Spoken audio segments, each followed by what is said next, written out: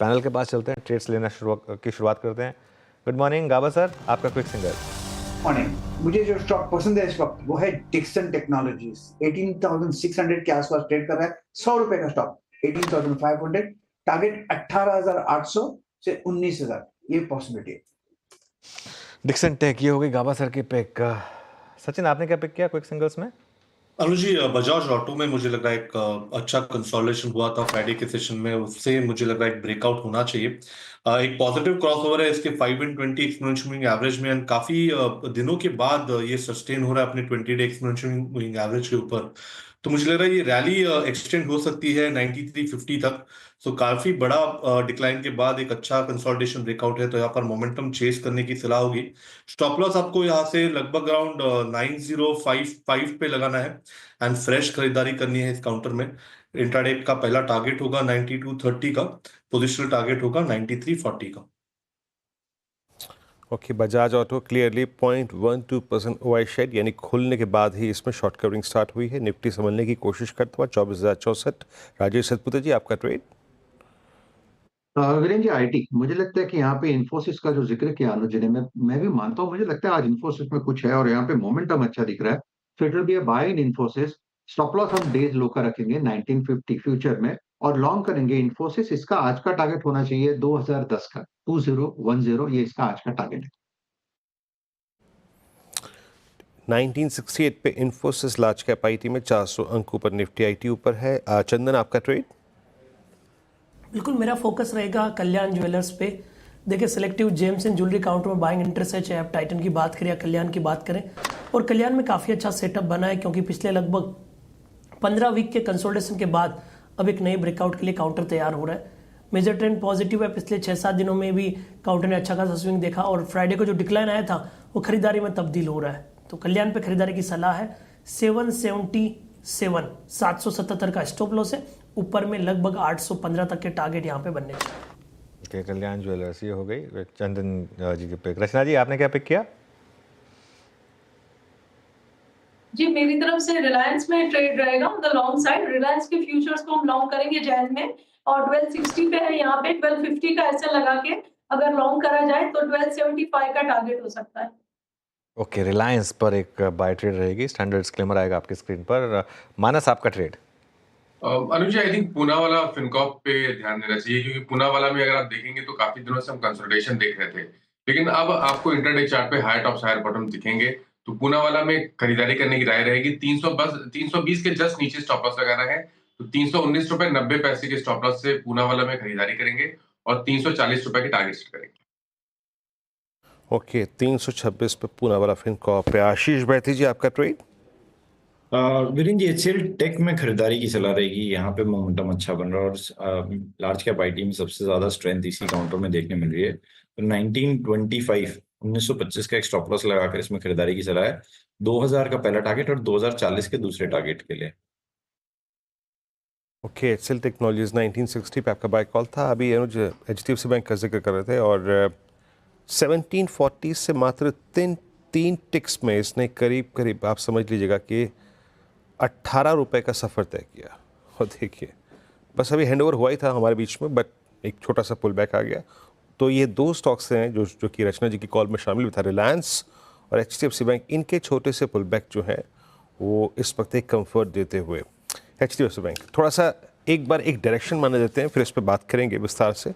और आज का लो बट क्लियरली डिफाइंड रहा। डायरेक्टर साहब, अगर आप तोल मोल के दिखा सकते हैं प्लीज़। क्या ब्यूटी रही चार्ट्स की।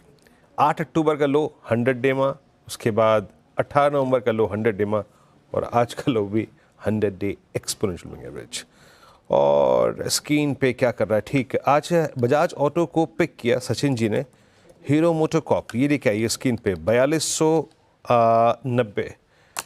रचना जी, आपकी व्यू क्या होगा हीरो मोटोकॉर्प पे?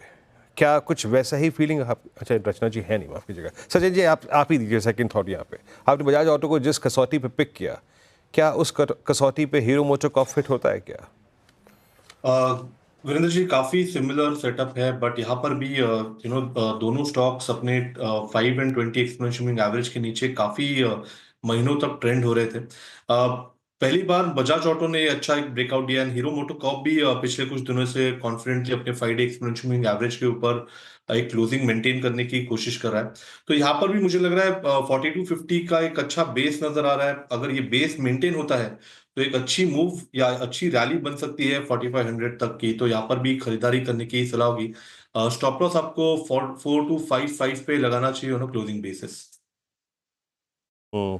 अच्छा, HDFC बैंक को अगर थोड़ा सा संक्षेप में ही अगर आप एक बार फिर से डिस्कस करते हैं अनुज, टेक्निकल्स के मुताबिक तो इसने भली भांति अपने 100 दिमाग को होल्ड किया।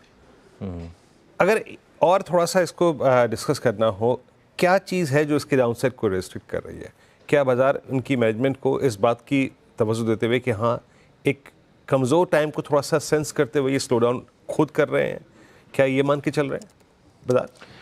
बिल्कुल, देखिए वीरू, सुबह भी जो हमारी बात हुई थी, अच्छा आज एक इंटरेस्टिंग चीज़ हुई इंट्राडे में। मार्केट ने ऑलमोस्ट स्टॉक ने जहाँ खुला उसी लो को टेस्ट किया और वहाँ से फिर वापस एक बाउंस आया। ये मेरे ख्याल से एक चीज़ तो क्लियर है, अब डिपेंड करता है, अब होपफुली फिंगर्स क्रॉस की आज का लो बचा रहे। फ्राइडे को जिस तरीके से स्टॉक गिरा था ना, मार्केट प्रिपेयर कर रहा था इससे कहीं ख़राब अपडेट के लिए मेरे ख्याल से। और अपडेट जो है उसमें लोन ग्रोथ भली ख़राब थी लेकिन डिपॉजिट ग्रोथ अच्छी थी, जो हमने बात भी की थी। और मेरी वीकेंड पे काफ़ी लोगों से चर्चा भी हुई थी इसको लेकर। और मेरा एक ये व्यू आ रहा था कि इस मार्केट में जहाँ डिपॉजिट बैंकों को मिल ही नहीं रहे हैं, वहाँ 16% की डिपॉजिट ग्रोथ काफ़ी अच्छी है। और HDFC बैंक जब फोकस करेगा लोन ग्रोथ भी आ जाएगी HDFC बैंक के पास। HDFC बैंक खुद ने उन्होंने डिसीजन ले रखा है कि अभी अपने को थोड़ा सा लोन ग्रोथ पे स्लो रहना है। तो उस हिसाब से मेरे ख्याल से इन कॉन्टेक्स्ट चीज़ जो है ना वो बुरी नहीं थी। देखिए, अब बैंक डिपॉजिट मोबिलाइज कर रहा है, ठीक है, एक क्वार्टर बाद लेंड करना शुरू कर देगा, लेकिन लो कॉस्ट डिपॉजिट तो ले ही रहा है ना।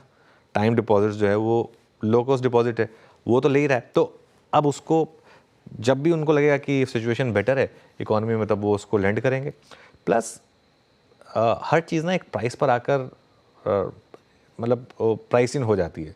ये 1900 से स्टॉक गिरना शुरू हुआ था, 1880 तक गया था, 1880 से 1730 1740 सेंस बन रहा है एक। और अगर इसका आप चार्ट भी देखें, ये नॉर्मली हायर हाइज और लोज बना रहा है। एक आप ट्रेंड लाइन खींच सकते हैं यहाँ पर जनवरी 2024 से, और हर बार ये स्टॉक वहाँ पर आकर सपोर्ट ले रहा है। और इस बीच में इसने इतनी FI सेलिंग भी झेली है। तो ये मेरे ख्याल से आज अब तक का प्राइस रिएक्शन जो है ना वो ख़राब नहीं है। हाँ, आज का लो बचना चाहिए। आज का लो टूटा तो थोड़ी सी दिक्कत हो सकती है। आज का लो, और बिल्कुल सही कहा अनुज ने कि बहुत महत्वपूर्ण है। और एग्जैक्टली अगर आप टेक्निकल्स को फॉलो करते हैं तो जाइए 100-डे एक्सपोनेंशियल मूविंग एवरेज जोड़िए चार्ट पे और देखिए कि उसका महत्व क्या है। मीनवाइल जो पेन नहीं आज थम रहा है वो है PSU बैंक्स। लेके आइए बैंक ऑफ बड़ौदा आपकी स्क्रीन पे 2.5% नीचे। और BOB में क्या हो रहा है? BOB में एक बेस टूट रहा है। चंदन, ये इनफैक्ट चंदन नहीं, मानस, आपकी राय क्या होगी? BOB में 19 दिसंबर से लेके अब तक एटलीस्ट 240 की ट्रेजेक्ट्री थी जो मेंटेन हो रही थी, लेकिन वो भी कोलैप्स होती हुई। अभी आपका टेक क्या है इस पर? देखिए, व्यू तो डेफिनेटली नेगेटिव है क्योंकि यहाँ पर lower top lower bottoms clearly दिख रहे हैं। 10-डे मूविंग एवरेज के ऊपर भी स्टॉक सस्टेन नहीं हो पा रहा है। और अभी जस्ट कुछ सेकंडों पहले स्टॉक ने पिछले लो जो कि 235 रुपए के आसपास था उसको बीच किया है। मेरे ख्याल से इस गिरावट में आपको 228 228 तक के भाव देखने को मिल सकते हैं। तो अगर ये ट्रेड लेना होगा तो शॉर्ट साइड पे होगा। 239 के स्टॉप लॉस से शॉर्ट पोजीशन बनाई जा सकती है। तो उछाल में बिकवाली करिए, 239 का स्टॉप लॉस लगाइए और 228 के टारगेट सेट करिए। ओके, चलिए अब ये समय कुछ ट्रेड्स आपके लिए। मीनवाइल एक तो और स्टॉक देखते हैं। M&M फिनेंस के अपडेट्स अच्छे थे। ये स्टॉक आज आपको डिसेंट ग्रीन में दिखाई देगा। मयूरेश, NBFCs में अगर कुछ पिक करना हो तो आप क्या पिक करेंगे? NBFCs मुझे लगता है I think Chola investment in finance I think अच्छा विकल्प हो सकता है, क्योंकि जैसे रूरल इनकम और डिस्क्रिप्शनरी स्पेंडिंग में एक सुधार देखने मिलेगा। जो रूरल इकोनॉमिक रिकवरी हम मान के चल सकते हैं ये तिमाही से स्टार्ट हो सकती है। ये एक रियल अर्नेस में हो सकती है। और इसलिए मुझे लगता है कि जो एक डिसबर्समेंट ग्रोथ है, जो कलेक्शन एफिशिएंसीज हैं, this can relatively be better. तो मुझे लगता है आई थिंक जो रूरल फोकस्ड NBFCs है चोला, उस पर फोकस किया जा सकता है। With in housing finance companies मुझे लगता है PNB हाउसिंग, इस पे भी ध्यान रखा जा सकता है। जो ये इमर्जिंग और अफोर्डेबल हाउसिंग में फोरे कर रहे हैं, ऑब्वियसली आई थिंक रिस्क थोड़ी ज्यादा रहती है, but the management is very very confident historically इनका जैसे एक एक्सपीरियंस रहा है, यहाँ पे भी आई थिंक एक अच्छा प्रदर्शन रह सकता है, because it's a better yielding segment.